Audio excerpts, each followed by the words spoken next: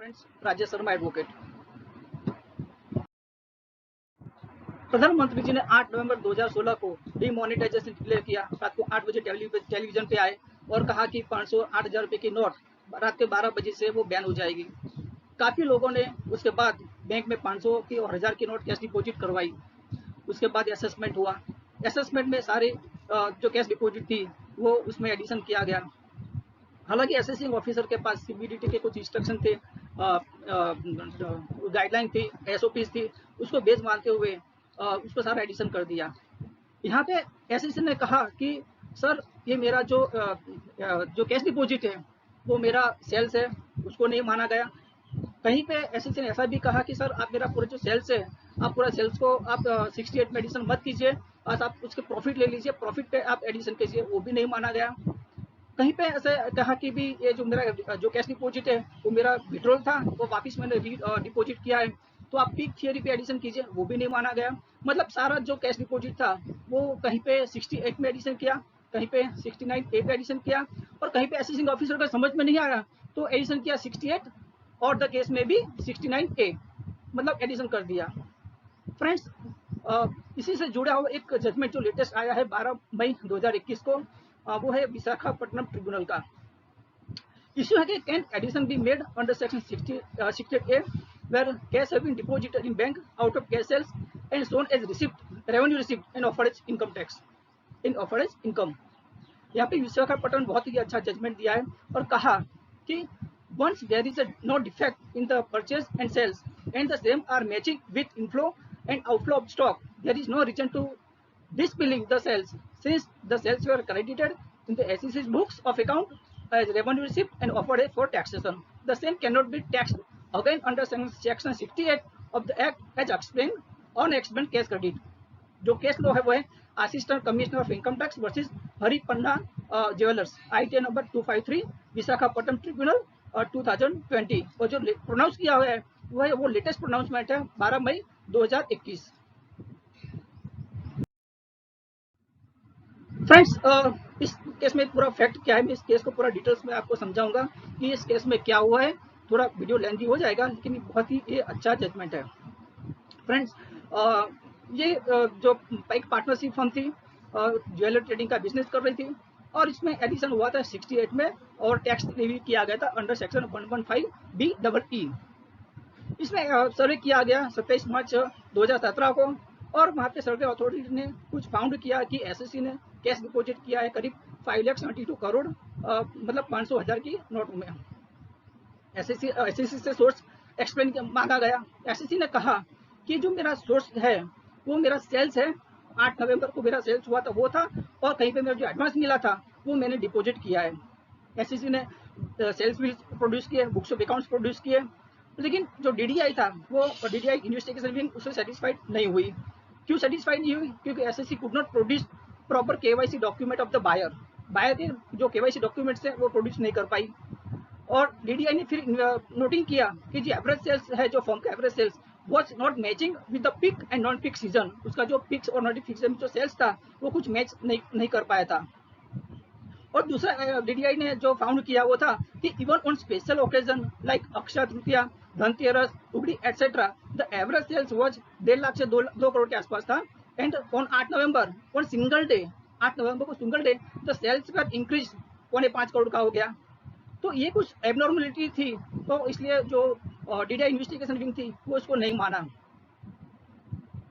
फिर डीटीआई ने कहा कि भाई no details of customer like phone number, address and no signature were obtain in sales bill और द ऑर्नामेंट। तो ये सब, और सीसीटीवी फुटेज भी नहीं मतलब मिला था वहाँ पे। तो इस सब को मतलब मटेरियल को गैदर करते हुए डीटीआई इन्वेस्टिगेशन कहा कि ये तो जो कहना है ये तो शेल्टर लिया है of sales to divert the black money of the SSC and the relatives. अब असेसमेंट प्रोसीडिंग में क्या हुआ, असेसमेंट प्रोसीडिंग चल रही थी, उसी टाइम पे दूसरा सर्वे किया गया ऑन 16 नवंबर 2019 को, 16 सितंबर 2019 को। एसएससी ने कहा कि मेरा जो सेल्स है, the sales of jewellery on 8 November 2016 was 550 crore. मेरा 8 नवंबर को जो सेल्स था वो 5.5 करोड़ था। And business was done till midnight and the shop was close eight 1 AM। पूरी रात मैंने दुकान चालू करी रखी थी, 1 बजे में रात को दुकान बंद करी, पूरा मेरा सेल्स का मतलब सेल्स चालू था मेरा। And made separate counter to meet the increase demand of customer, मैंने सेपरेट काउंटर भी खोल दिए थे।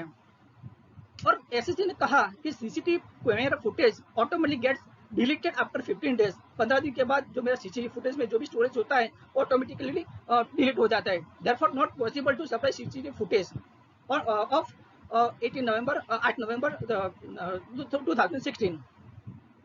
और केवाईसी के बारे में कहा कि with regard to KYC and mobile number, managing partner stated that they do not insist for mobile number of the address, mobile number or address of the customer, since it was not mandatory in the case sales below to be 2 lakhs। जहाँ 2 लाख से नीचे था वहाँ पे मुझे किसी का के मोबाइल नंबर लेने की जरूरत नहीं थी, एड्रेस लेने की जरूरत नहीं थी, इसलिए मैंने किसी का कुछ मतलब केवाईसी डॉक्यूमेंट नहीं लिया। और कहा फर्दर कहा कि ओके क्वेश्चन पूछा था, उसमें कहा गया कि वो डिमोनेटाइजेशन के कारण मेरा जो सेल्स था वो इंक्रीज हुआ है। Since the SEC failed to furnish the evidence of CCTV footage, KYC document, etc. for abnormal sales on 8 November 2016 to the AO believed that the sales stated to have been made between 8:15 मतलब 8:15 से 11:58 मतलब 12 बजे तक का जो भी sales था amounting to crore 4.71 crore consisting of 270 bills, मतलब 8 बजे से 12 बजे के बीच में 270 बिल्स बन गए।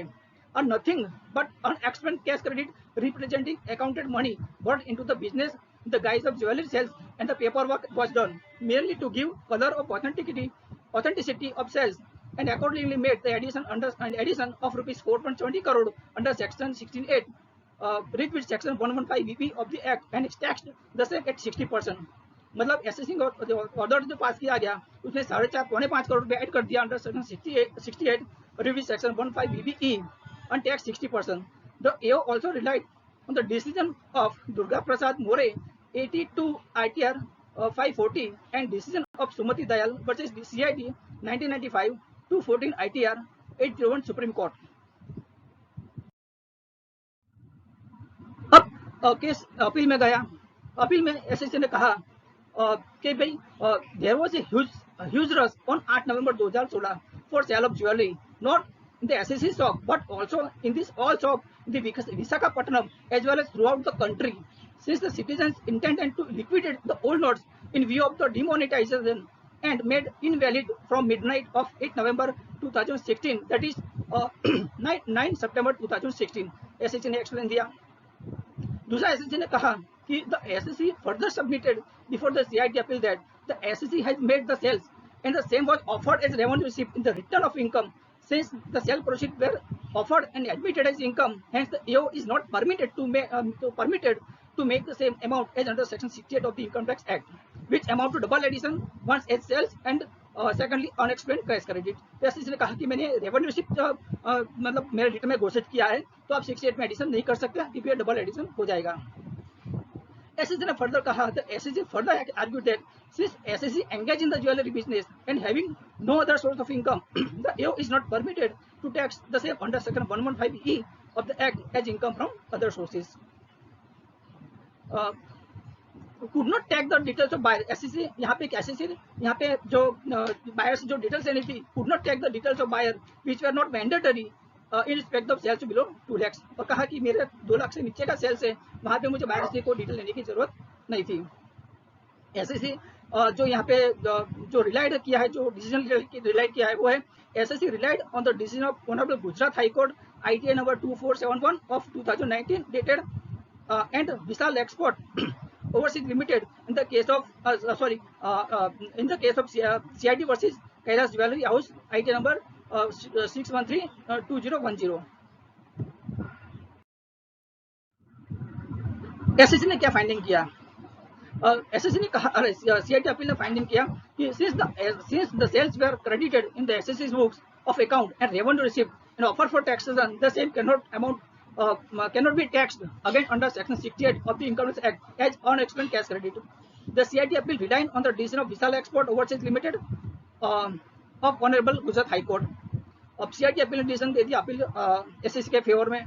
अब मैटर के डिपार्टमेंट ट्रिब्यूनल में गया बिफोर द ऑनरेबल ITOT। वहाँ पे डिपार्टमेंट के जो DR थे उन्होंने आर्ग्यूमेंट किया कि इट इज कहा डिपार्टमेंट के जो DR थे उन्होंने कहा it is impossible to believe that the SSC has prepared 270 bill in a short span of time and made the sales to the extent of 4.75 crore when the daily sales of the SSC was to be 10 to 16 lakh in normal period and 40 to 50 lakhs as per day in the peak time and 2 to 3 crore specific occasion like Dhanteras etcetera. Department के जो D R ने कहा कि abnormal cells है। दूसरा department के D R ने कहा कि in absence of CCTV footage details of KYC customer, non availability of details of tag number of the jewellery, non identification of the customer of the SSC, the AO rightly held the sum of rupees 44.70 crore was nothing but some transaction to bring the accounted money in the guise of jewelry sales and paperwork is nothing but a device. The department का जो D R थे वो भी काफी judgement उनको rely किया। SSC ने यहाँ पे जो आर्ग्यूमेंट किया before the honourable ITI, SSC ने कहा कि we have made the sales of 5.5 crore, मैंने 5.5 करोड़ का सेल्स 8 नवंबर 2016 को किया था, which include 5.5 crore. The assessing officer ने उसको डिसबिलीव किया। The SSC made sales rupees 5.5 crore on 8 November 2016 which includes 5.5 crore sales treated by the assessing officer as unexplained credit. The entire sum of rupees 5.5 crore sales made on 8 November 2016 was credited in the books of account and offer for taxation. जो 5.5 करोड़ का मैंने जो 8 November को जो भी sales किया था वो मैंने इनकम में ऑफर कर दिया है। The AO had accepted the books of account and also sales. AO मेरा books of account एक्सेप्ट किया है, सेल्स भी मेरा एक्सेप्ट किया है। Hence the AO cannot make the addition of the same amount under section 68 which amounts to double addition. Further SSC ने यहाँ पे कहा the SSC produced the newspaper clipping of the Hindus, जो हिंदूज न्यूज़पेपर था उसकी क्लिपिंग यहाँ पे प्रोड्यूस करी। The Tribune and demonstrate that there was huge rush buying the jewellery in the cities consequent to the declaration of demonetisation of 1000 and rupees 500 notes on 8 November 2016. The learned DR also distinguished the case laws relied by the learned DR, stating that facts are not identical and none of the case laws relied upon by the DR are applicable in the SSC's case. In none of the cases, sales were offered for taxation was brought to tax under section 68, and hence they argued that the learned CIT appeal has rightly deleted the addition and no interference is called for in order on order of the learned CIT appeal. Honourable ITI ने जो finding किया है friends, ये finding बहुत ही अच्छा है, मतलब ये आपको बहुत ही आगे काम में लग सकता है। द ऑनरेबल आईटीआई ने जो फाइंडिंग किया है वो इस तरह का है। In the instant case the SSC has explain the source as sales, produce the sales and admitted the same as revenue receipt. The SSC is engaged in the jewellery business and maintaining the regular stock register. Both the DDIT investigation and the AO have conducted the survey on different dates independently and no difference was found in the stock register or the stock of the SSC. Further, order by the finding किया कि purchase, sales and the stock are interlinked and inseparable. Every purchase increases the stock and every sales decrease the stock. To disbelieve the sales, either the SSC should have the SSC should not have to sufficient stock in the purchase or there must defect in the stock register of the stock. Once there is no defect in the purchase and sales and the same are matching with inflow and outflow of stock, there is no reason to disbelieve the sales. The assessing officer accepted the sales and the stock. He has not disturbed the closing stock which has direct nexus with the sales. The moment the stock is directly linked to the purchase and sales, audit report under section 44AB, the financial statement furnished in the paper book clearly shows the reduction in stock position and matching with the sales, which goes to say that the cash generated represents the sales. The SSC has furnished the trading account, profit loss account on page number 7 paper book, and we observed that the reduction of stock is matching with the corresponding sales, and the SSC has not declared exorbitant profit. अब यहाँ पे जो order है उसके para number 7.2 वो बहुत ही important है। वहाँ पे ऑनरेबल ट्रिब्यूनल ने जो फाइंडिंग किया है वो इस तरह का है कि in the instant case the SSC has established the sales with the bills and representing outgo of stock. The sales were duly accounted for in the books of accounts and there was no abnormal profit. In spite of conducting the survey, the AO did not find any defects in sales of the stock. Therefore, we do not find any reason to suspect the sales merely because of some routine observation, suspicious nature, such as making of sales of 270 bills in the span of 4 hours, non-availability of KYC documents for sales, non-writing of tag of jewelry to the sales bill, non-availability of CCTV footage for use rush of public, etc. यहाँ पे जो order है उसका para number 9 वो भी बहुत important है, जहाँ पे ऑनरल ट्रिब्यूनल ने जो फाइंडिंग किया है, उन्होंने कहा कि इन view of foregoing discussion and taking into consideration all of the facts and the circumstances of the case, we have no hesitation to hold that case receipt represents the sales which the SEC has rightly offered for taxation. We have gone through the trading account and find that there was sufficient stock to effect the sales, and we do not find any defect in the stock as well as the sales. Since the SEC has already admitted the sales as revenue receipt, there is no case for making the addition under section 68 or the tax the same under section 115BE again. Honourable tribunal ने यहाँ पे decision दिया है, वो revenue के यहाँ पे जो डिसीजन दिया है, appeal of the revenue is as well cross objection of the SSC are dismiss, मतलब जो रेवेन्यू का जो अपील था वो डिसमिस कर दिया. फ्रेंड्स, ये बहुत ही ज़्यादा जजमेंट है. अभी जो रूटीन जो असेसमेंट हुए इसी में ये बहुत ही जजमेंट काम में लग सकता है. Friends, thank you for watching video.